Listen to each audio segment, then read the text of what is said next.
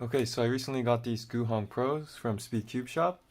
So this video will just be kind of my first impressions of them. So both of these are 56 millimeters. They also come in 55 millimeters and 54. But the difference between these two is this one is the Maglev system and this one is the spring system. So I just wanted to make that comparison, see how they differ. Before I go into it, I guess some things on the settings. So settings wise, there aren't that much that you can do with this cube. It's mostly just this center system here, which has 5 settings. The magnets are set. So there's a corner core magnet and there's also edge magnets. And I would say these edge magnets are roughly kind of middle of the road. So here's a tornado. They have, I guess, 5 magnet settings. The middle setting is roughly the magnet strength that you see over here. Yes.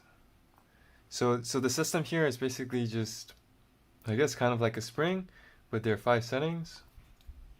I'm not sure what people's philosophies are, but you know, a screw would be able to just go through continuously all those different tensions. But here you just have 5 settings.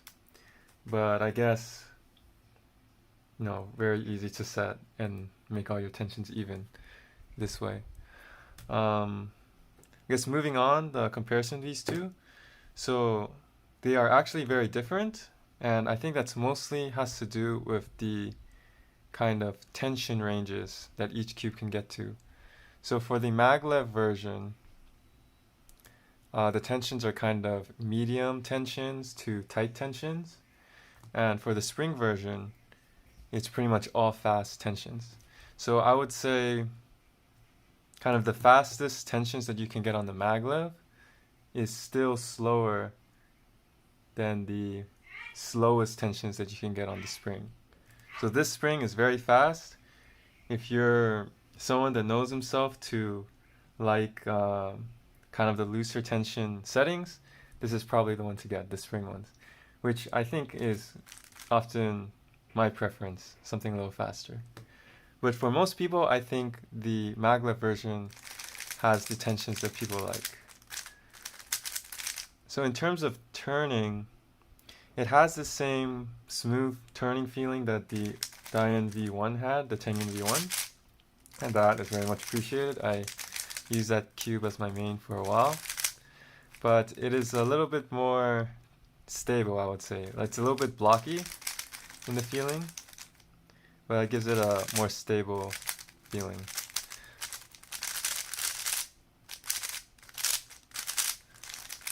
And overall, I think it turns very well. You don't really get much weird lockups, and to me, the feeling back to more similar to the Tengen, that is kind of my favorite cube feeling wise. For the spring version, so you have a much looser feeling of the cube. But since the tensions are medium, there's kind of this mismatch. Sorry, not the tensions, the magnets are kind of medium strength. So the mismatch, I think, kind of makes it a little clicky or a little snappy feeling.